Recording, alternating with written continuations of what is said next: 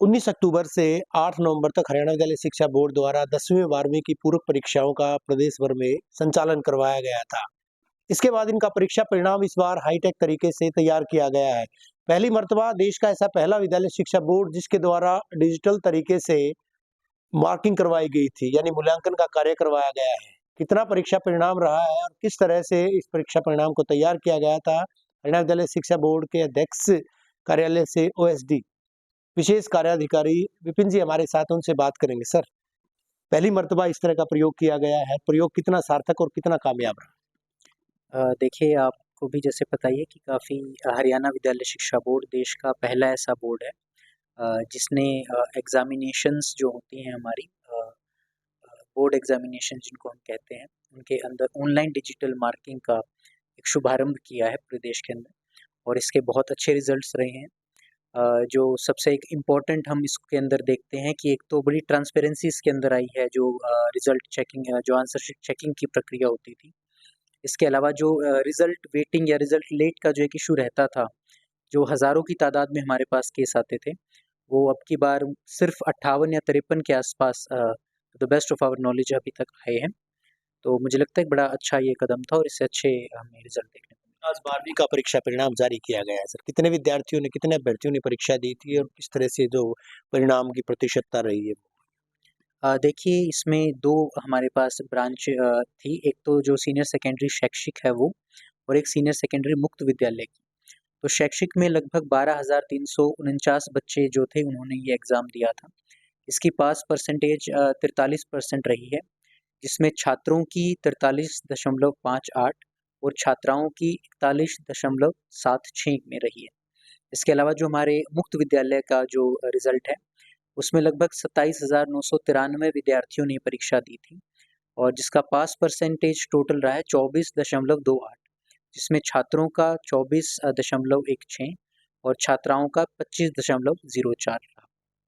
क्या खास बात क्या है सर? आपने बताया कि जो है पहले जो रिजल्ट लेट आते थे, दूसरी तमाम चीज़ें उनमें विलम्ब होता था। कहीं न कहीं अगर कोई अभ्यर्थी उसको पुनर्मूल्यांकन करवाना होता था, उसमें कितनी आसानी रहेगी? देखिए पहले सारे काम मैनुअल होते थे बाई हैंड, तो उसमें अगर हमें पुनः मूल्यांकन भी करवाना होता था तो एक पूरा प्रोसेस होता था जिसमें वो एक फिजिकल आंसर बुक को हमें एक जगह से दूसरी जगह घुमाना पड़ता था और उसमें हम जब चेकिंग भी करते थे वो लिमिटेड स्पेस होता था, तो उसके अंदर जो रिवैल्यूएशन के लिए जो टीचर्स भी होते थे एग्जामिनर जो दोबारा चेक करते थे उनके लिए भी एक समस्या आती थी क्योंकि वो आंसर बुक पहले से चेक्ड होती थी, तो उस लिमिटेड स्पेस पर ये दिक्कत रहती थी। पर अब जैसे हम जानते हैं रिवैल्यूएशन अब हमारी ऑनलाइन भी होगी। इस ऑनलाइन रिवैल्यूएशन में सारा डिजिटल होगा, तो इसमें जो आंसर बुक होती है वो फ्रेश हम चेक कर सकते हैं। तो इससे मुझे लगता है कि वो ईज़िली भी होगा, एफ़िशिएंटली भी हो जाएगा और मुझे लगता है जब कोई चीज़ ऑनलाइन मूव करती है तो वो मैनुअल के कंपैरिज़न में बहुत स्पीड से मूव करती है। तो इससे रिज़ल्ट भी हमारा जल्दी ही आएगा। यानी पुनर्मूल्यांकन जब करवाएँगे तो फ्रेश तरीके से उसको जो है उसका मूल्यांकन किया जाएगा सर। इसमें बिल्कुल वो फ्रेश तरीके से उसका मूल्यांकन किया जाएगा और इससे जो एक सार्थकता होती है रिवैल्यूएशन की, वो भी पूर्ण होगी, जो मुझे लगता है अभी तक नहीं हो पाती थी, कि एक अलग दोबारा एक नज़रिए से उस आंसर शीट को चेक करना जो एक हर एक विद्यार्थी का अधिकार होता है, तो उसको हम पूर्ण करेंगे। फीस स्ट्रक्चर की बात करें, उसमें कोई तरमीम की गई, कोई सुधार किया गया या उसी तरह से रहेगा सर, अगर फीस के स्ट्रक्चर की बात करें उसमें?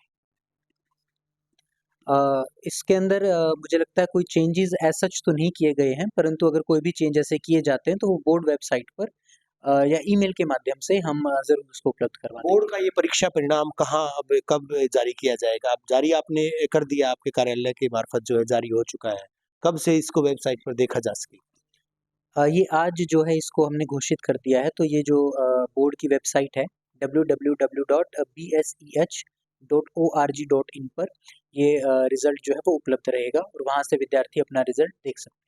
एस्टेट के जो अभ्यर्थी थे जिनका परीक्षा परिणाम जारी किया गया था, हालाँकि बायोमेट्रिक वेरिफ़िकेशन की बात पहले कही गई थी सर, उनको पहले ही सूचित कर दिया गया था।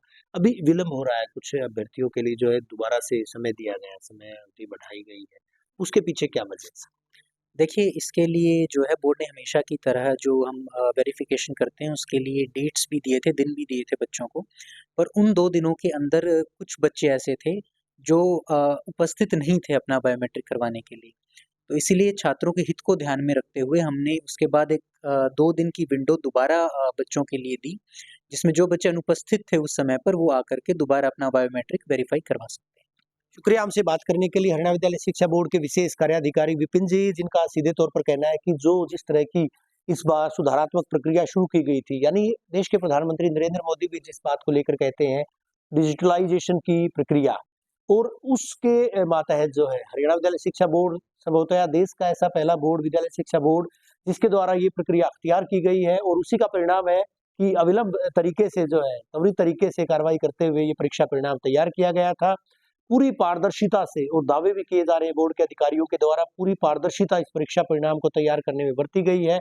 अगर परिणामों पर नजर दौड़ाई जाए, 40,342 परीक्षार्थियों ने, अभ्यर्थियों ने परीक्षा दी थी। अगर बात की जाए सीनियर सेकेंडरी की 12वीं की शैक्षिक की अगर बात करें, 43% परीक्षा परिणाम रहा, जबकि ओपन की अगर बात करें तो 24.28% अभ्यर्थी इसमें उत्तीर्ण हो पाए।